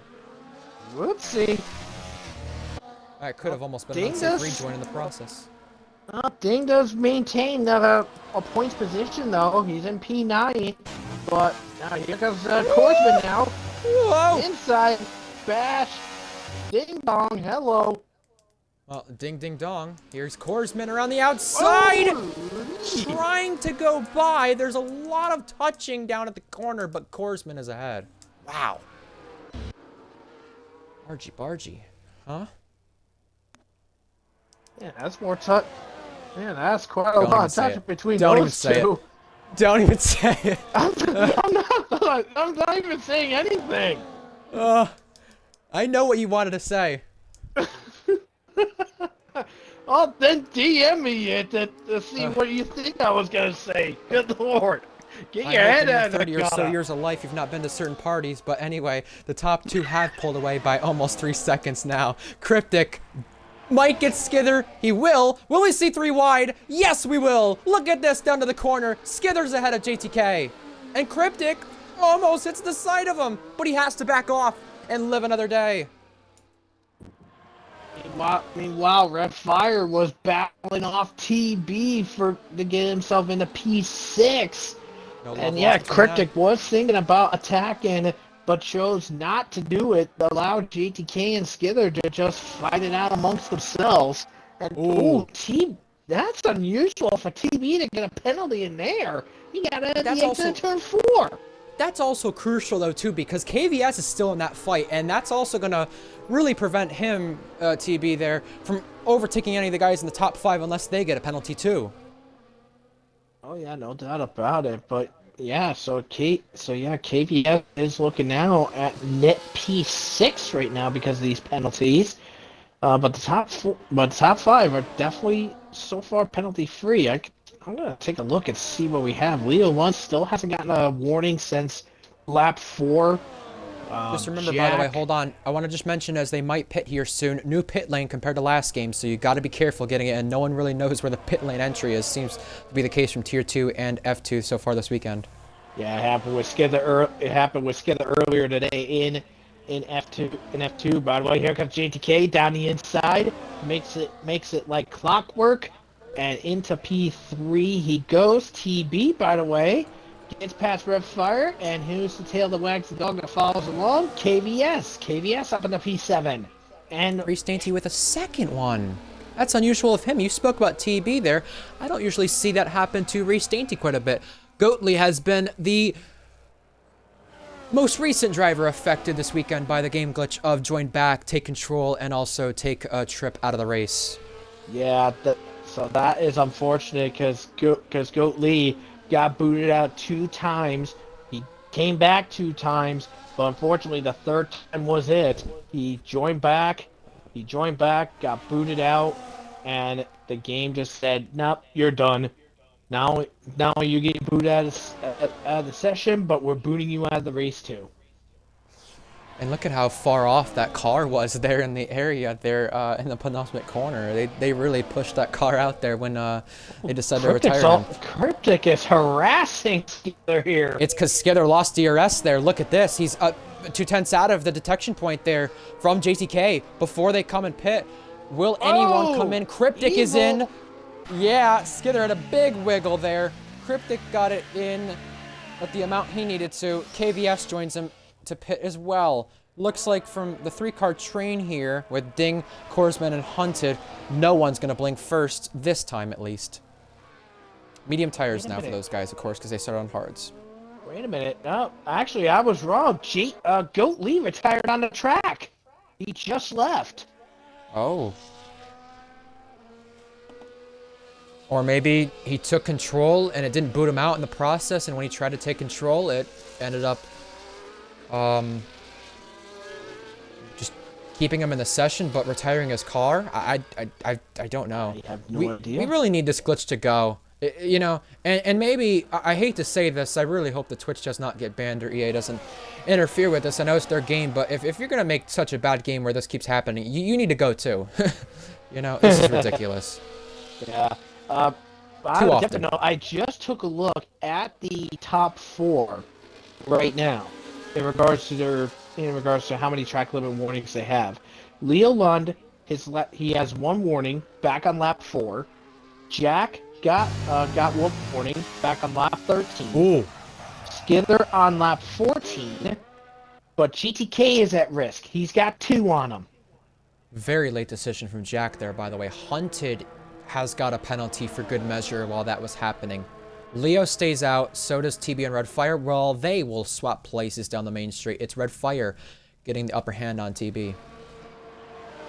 Yeah, and I just saw TB change his ERS deployment to none in first turn, and now in medium. So I think TB could possibly be coming in this time by, and I wouldn't be surprised if he does do that, because he's conserving that battery available to him, while Red Fire is just hanging on in there and just doing what he needs to do.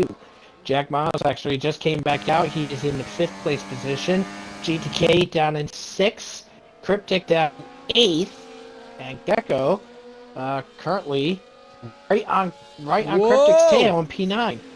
We're getting very racy down to the heavy braking zone. George trying to play the team game here and hold Cryptic up a little bit to make sure he doesn't have a chance to get Jack if there is any pace difference there later on. George is going to go looping around. He saves it though. But man, they got really aggressive there, and it just was not going to stop. George, you have to pit. And by the way, speaking of Jack Miles there, George's academy teammate, it's very crucial that Jack Miles pitted the lap he did because he's trying to get an undercut on Leo Lund. Red Fire is now in. TB continues on his track to stay out. Let's see where Red Fire is going to come out when it's all said and done. I mean, Jack, he's going to lose it to Jack and GTK, but will he get any of the other guys? Well, only time will tell. Meanwhile, let's actually take a look at Cryptic and GTK, Cryptic and Gecko, as they're fighting it out for position. Jack on the outside gets it done. He's up into P6 for Gecko. Cryptic falling down to 7th, and Red Fire is going to come out in P10 ahead of Will Gibson, but over 2 seconds behind KVS. Jack Miles is 24 seconds behind our race leader. We'll look at that in a bit when Leo Lund does pit and see what the deficit is there, so we know our pit lane loss if TB and Ding do continue to go long in their stints. Here's Skither trying to have a go at Cryptic, but Skither has got a wheel issue. Skither has got an issue, and that's going to allow him to be out of DRS. Look at, he got stuck in the 2nd gear right there, and it's going to put him into the trenches of KVS's teammate right there. No DRS train any longer for Skither. Leo Lund pits. Finally. Yeah, Skither had a malfunction, that's for sure. He just came out of hairpin, but was stuck in 2nd. That's going to hurt. That hurts. Right there, as TB. And he mentioned this issue 3 minutes ago that it happened. He said wheel stop shifting, so maybe it just come into effect 3 minutes later. There, it came into effect 3 minutes later. There, TB is in as well. Here comes Leo and Jack down the main straight. Jack has jumped Leo, but the gap is over a second as well. That is wild. I mean, well, to be fair, they were close together in a sense. They were about a second or so apart. So, Jack jumping Leo. Whoa! TB exited the pit lane and almost crashed into the side of the Haas. Cryptic got Gecko. Yeah, Cryptic regaining the position against Gecko, so that means there's only one driver left to get the pit stop done, and that is Ding. So Ding is leading a Grand Prix this season. Ding, ding, ding. Is it your time to come in, Ding? Whoa! That was some wild maneuvering between TB and Gibson as they fought for P11, but TB gets it done. He's up in P11, and he's right on the butt of Liam Stevens to get himself back into the points. But bear in mind, though, TB has a 3-second penalty. Liam Stevens don't have anything. And we still have others who don't have anything. Ding is in. And remember, Leo Lund, although he's now in DRS of Jack, he pitted later. The only interesting thing now for Jack is that he's got 2-lap worse tires than Leo Lund. Reese Dainty with yet another penalty. It's an absolute nightmare there. Three abreast. 3 abreast again. Here we go. Gecko, Skither, Cryptic. That's the order for 4th to 6th down to turn 1. And KVS is in the wings there, just waiting for something to happen. Hopefully not his teammate, he's probably saying. As I said earlier, that with Gecko, he's probably got different wings available compared to the guys behind. So he had the straight line speed to not only overtake Cryptic, but to also stay away from being under threat from Skither. Jack Miles earlier today in F2 clinched the title for the 3rd time. Could he take a win tonight and disrupt Leo Lund's consecutive win streak? Leo Lund has won 7 consecutive races. He's trying to go for 8 consecutive wins and maybe even make it 8 wins from pole position. That'd be impressive. Cryptic is hounding the back of Skither here in the final sector. We're going to go to our leaders here down the main street because Leo Lund could re-inherit this race lead. He's using battery. Jack is trying to hang on using nothing. Leo Lund did not lead the lap, but he's going to lead the race this time. Taking it over. Further back, Gecko currently holds on to 4th, behind teammate JTK by a mile there. And Skither is going ahead. Skither gets it done and gets up into 4th place. Meanwhile, TB, by the way, just claimed the fastest lap of the Grand Prix with a 22.6. That is wildly compared to the next fastest, to the closest fastest lap. That is in the hands of Skither with a 23.1. The more the fuel goes, the more fastest laps we get, maybe. You may be thinking, where's Leo in all this in regards to his best lap? Well, Leo Lund currently is the 3rd fastest of this group with a 23.2. George Williams, we've lost him from the event. We'll see if he does clinch the Tier 2 title in the storage room and what that gap looks like. We'll give you an update on that for next week's events in Abu Dhabi. We have 3 of the 4 events next week for the finales in Abu Dhabi. Tune in to the socials because I will update it when it comes out. Speaking of socials, I think you'll have a video we quite like on the YouTube later on this week. Ding is not going to go for a move into the triple right, but Leo has gapped Jack there. I also want to mention about Reese. God. He's not good at this track at all from what he said, but he's also been having stream issues. He had to restart his stream twice already. Gecko gets overtaken, not just by 1, but by 2 cars. KVS is through and ahead. That means straight is very powerful with the DRS, given because if you are in a DRS train of like 2 or more cars right behind you, you are basically risking yourself on getting overtaken by multiple people. Oh, Gecko into the penalty box. That is something he does not want at all. But now that's going to breathe a sigh of relief to KVS and Cryptic because that Ferrari Challenger is collision! Now out of it. Collision! Down to turn 6. It was Korsman running in the back of Stevens. Stevens had to go very wide there, and that has put both of them far enough back from Gibson to maybe not challenge anytime soon. I'm just taking a look at the penalties here, but here's the thing.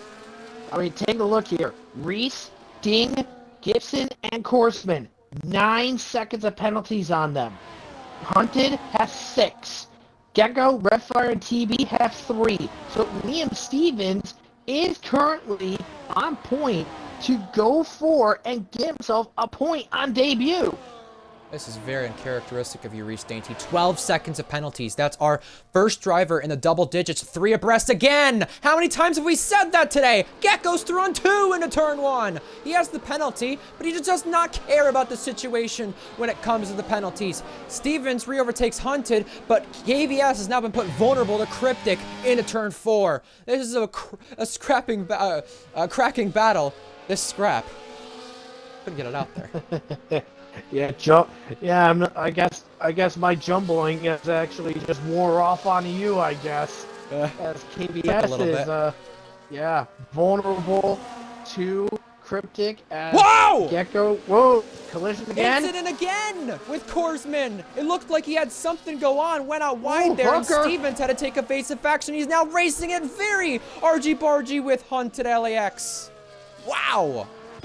Yeah, Hunted almost got hooked by Liam Stevens, and that would have been very costly if the junk hit the fan on that one. Yeah. But meanwhile, by the way, you know when those 3 battling it out, Cryptic, KVS, and Gecko, guess what? It brought Red Fire in. Well, Skithers also pulled DRS from this train as well. He can go comfortably finish in P4. What is this? Number 24 of this trade here for Red Fire. This battle. Red Fire is making the move. So is KVS. Mercedes Academy on the move here. KVS cuts in front of Gecko. That causes an accordion effect there. A little stack up into turn 1. Gecko has to take evasive action, but he's got Red Fire on the outside. Red Fire's going to try and pull this up. What a move. I don't think he's done. Whoa! Lot of touching, lot of contact, lot of argy-barginess, and Cryptic and Gecko almost come together and clash. Yeah, that was a Whoa, little bit there's of Gecko! Into the path of Cryptic. That's major contact. Bring TB in the battle now. That's going to bring TB into it now for sure, and looks like Reese has problems in a turn 4. What a nightmare for the Season 9 Qatar winner. The only one here prior to today. Jack Miles has lost more time to Leo as he's just pulled out that gap Gecko on almost fresher lost it. rubber. Gecko almost lost it coming out of 10, and that's going to be quite costly because that now brings TB much more closer onto him, but thankfully Gecko has not lost DRS to Cryptic here. And yeah, Reese is just having problem after problem. Oh, he is losing it in turn 9. TB, he's going to pounce now. He's using all the battery he has to spare. He'll make the move for 8th, regardless of the penalty situation. Same with Red Fire for 5th. What a great Grand Prix it's been for Red Fire, regardless of the penalty situation. Can you just imagine if he didn't have the penalty, what he'd be doing? 3 wide again! Both Haas drivers are in the mix. It's a Ferrari Academy sandwich as we get to turn 1. Great racing from this midfield. Now we go again into turn 2, side by side, bouncing off one another. Stevens gets the place. We're going to go 3 wide here in the corner. We're not going to make it, though. Somehow we're still on. And we got a 3-second penalty being handed out, but we got both Haas's now squawking around. Wow. Man, what a major mangle here between these guys. Stevens all the way down to Hunted. No. Ooh, Ding, say hi. Hello, Ding. Goodbye, Ding, maybe. Korsman doesn't want to let him go, though. And look at that slide from Stevens, having a big mishap in the Sauber. I mean, Leo Lund, Jack, JTK Skinner, they've all pulled DRS, but this is a great battle. Another penalty, another car making contact. You just can't put another blanket under this top, or sorry, this 5-car scrap. Korsman just like under braking, just got clipped off the front. Oh, big collision! Yep, damage on one of the cars there. End plate went flying. Ding. Cryptic has been overtaken by TB. Can TB get another one? He's gonna pull a dummy on KVS. What a move! He realized after last week he cannot give up these places, and here he goes with getting 2 and 1. Great move from TB getting the double overtake on, and Stevens gets another one again. This is a war between these guys here. Ding's going to sneak a shot, and he gets it done. Shoving his way through right there. Now Will Gibson wants to do the same and shove his way through there. You know, this is like the start of the race between the top 5, as you were saying, Titan. Now it's just for the last point spot here. Stevens has it on penalties, but I think there are others who want to settle it on track amongst themselves and maybe pull away from others who have more penalties too. Kind of like Hunted, who has the second least amount of penalties compared to maybe, I was going to say Franchi, but Korsman, who has the most amount of penalties in this train. That's the difference there. That's why they want to do this like that. 3 laps to go. You know what's going to be wild? You're not going to believe this. But into the pits, and now going 1 lap down, Reese has been lapped. How often do you say that? I can't believe it. I know this track's bad for him. I would say in its entirety of Tier 1, I've only called Reese going a lap down 1 time prior. And that was all the way back in, like, Season 6. Cryptic and Gecko wheel to wheel into turn 1. Hunted and Korsman on our screen got more penalties alongside their name. Cryptic's gonna squeeze the Ferrari. Korsman gets through on Hunted right there. I don't know what happened to Hunted. He's actually in to counter Reese's fastest lap attempt. So that's basically Red Bull versus the Alpine / McLaren Academy right there. And we're gonna race it out, I think, at a turn 6 again. TB on red fire? No, he's gonna wait another chance at this. He's got 2 more, it looks like.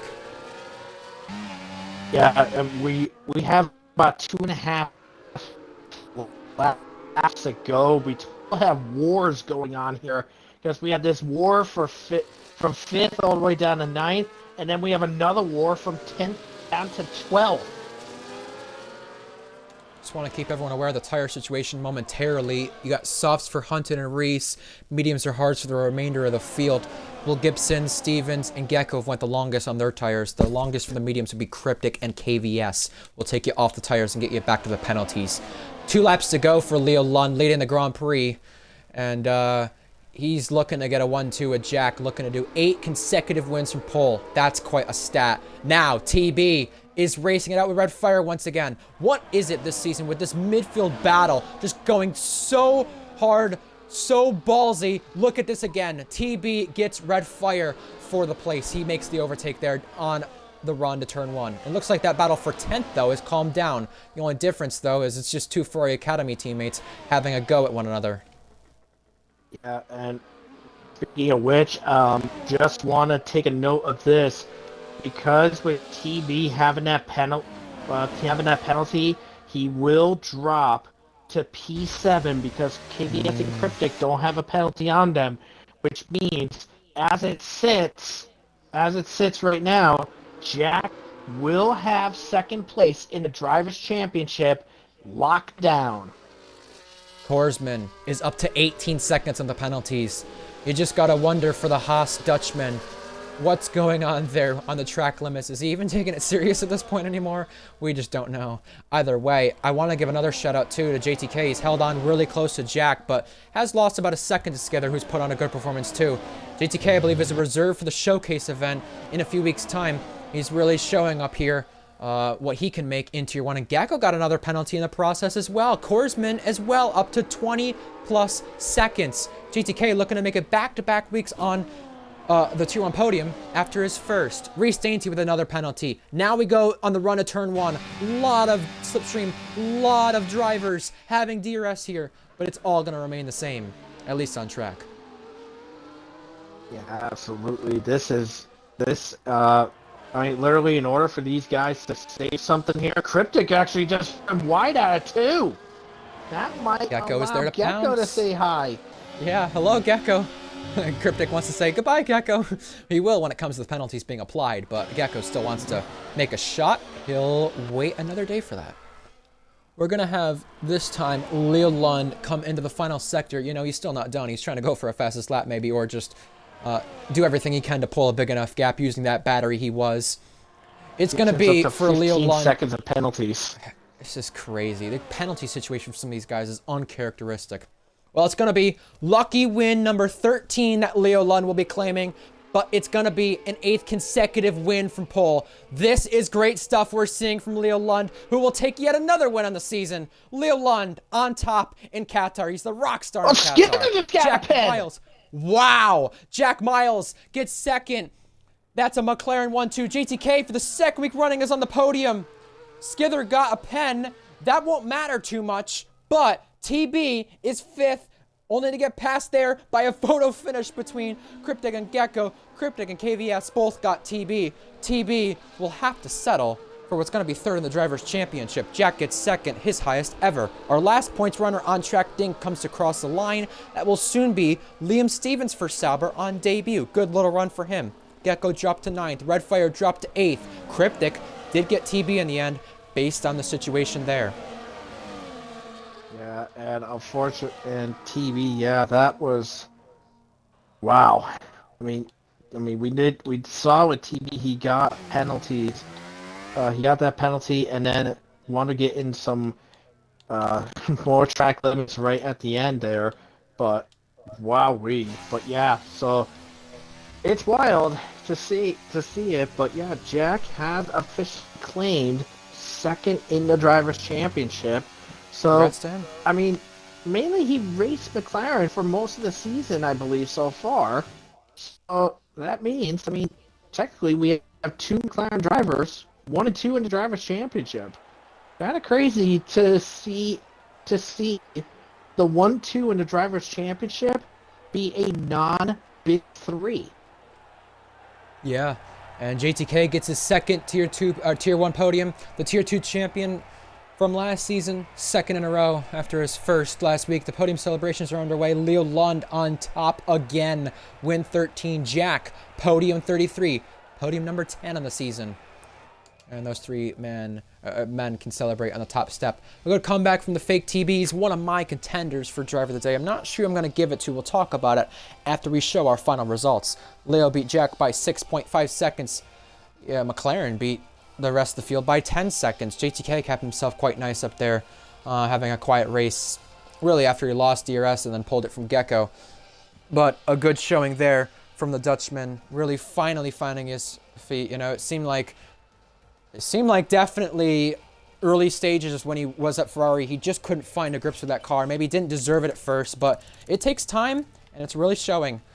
We lost 3 from the race. Reece Dainty and Hunted both went a lap down, trying to go for the fastest lap attempt. They did not get it because Leo Lund snuck it in there. And with that being said, Skither, KVS, both Mercs in the top 5. Not bad from them. McLaren 1, 2, and Qatar. Yeah, this has been quite a fun race, honestly. Type.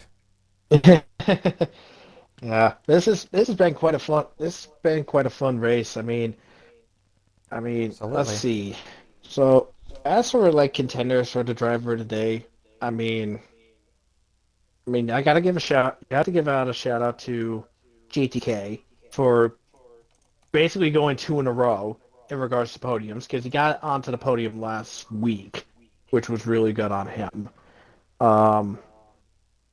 Let's see. Maybe he should be considered for the Red Bull instead of Reece. TB starting all the way in last. Sorry. is actually a really strong showing for him. But the reason I'm not giving him driver of the day straight away is because apparently, I guess Ding wasn't happy with TB, because apparently, I guess during the race, TB got loose under his own power and came across into Ding's view, which apparently Ding says that is a penalty because it's happened in the past, because that's what the result was in the past. Yeah. But also another person we have to give credit for is Sauber. The Sauber. Yeah. 1 point on debut, not bad at all, honestly. Yeah, very good stuff there, and maybe we can see what he could do in the future. Remember, he was out in Q1, so, and he definitely showed a lot of good pace. Questionable driving standards from some, for sure, no doubt about it. And as I stuck in a comment there, maybe Cookie will consider JTK for the Red Bull instead of Reece if there's anything that happens there. I know Cookie, regardless, wants a teammate within the Red Bull Academy that works well with him, but, I mean, it seems like Reece, not to be disrespectful to him at all, I'm just giving an opinion here. I have a lot of respect for both him and JTK. I really wonder if he needs a one-race contract, whatever team he's at, just because he seems to only perform under the pressure. We saw it at Spa. I know he spun out on his own, but it just seems like for Reese, that's just what happens for him. You have a seat under threat, and he decides to perform.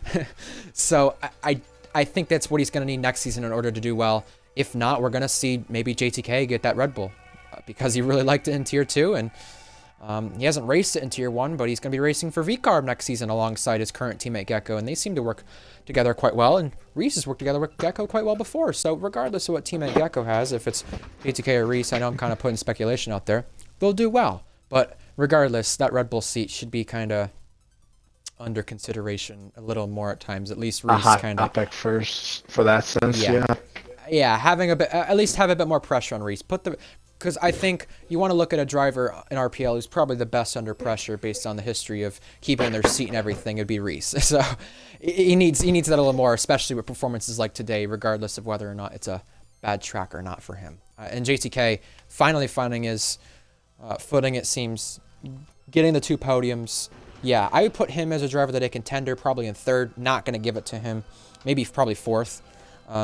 TB and the Sauber would be my 2nd and 3rd choices. Leo Lund going 8 wins from pole consecutively is just kind of unheard of. I mean, you got Lewis Hamilton and Max who do well in real life quite a bit, but do you see them win from pole consecutively that much in a row? No, you don't. So that has to be said that Leo Lund is just in a league of his own, and I'd give him my driver of the day ahead of the final round in Abu Dhabi next week.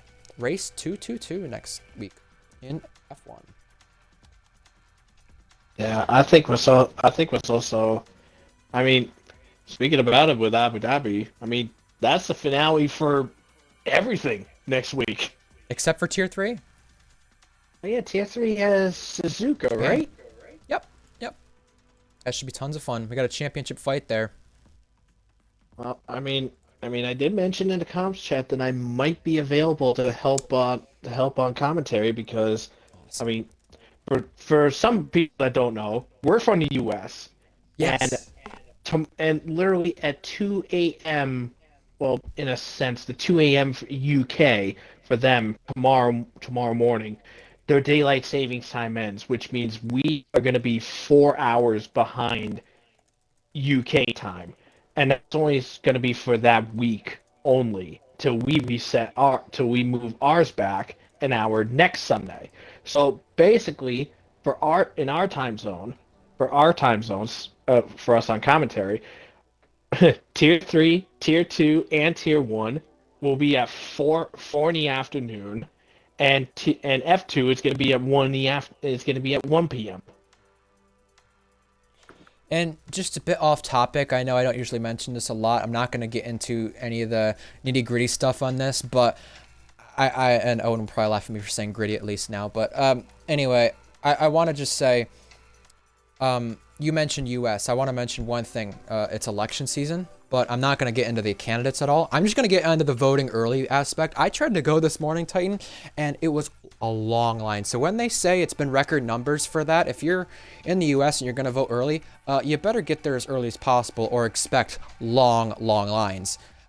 Probably just as long of a line as we had for the battle in P4, P5 at certain points. It's how long of a line we're going to be seeing, if not longer. That's how it is. So just another thing off topic right there if you're in the US. So yeah, we've got Mexico Grand Prix qualifying in 5 minutes to look out for F1. Make sure you look at that, because I know all of us in the RPL Discord love to talk about F1 during the races. I don't check my phone as much as I used to anymore during races or qualifying, but everyone loves to do that, so tune in to main chat. I'm hoping Max gets probably like 4th and lower for his qualifying. But I say that he'll probably be P1. You're wanting Max Verstappen to be Max Verstappen. Anyway, I'm gonna end the stream before this gets canceled. But anyways, Tier 3 at Japan, Tier 2, F2, F1 in Abu Dhabi for next week for our finales for the inaugural season of Tier 1 and the second seasons of F2, Tier 3, and Tier 2. We'll catch you then. Ryan Searles, RPL Titan who can't contain himself. We're signing off. Have a good night, folks. See you next week. Good night and goodbye. See ya, people. Bye bye.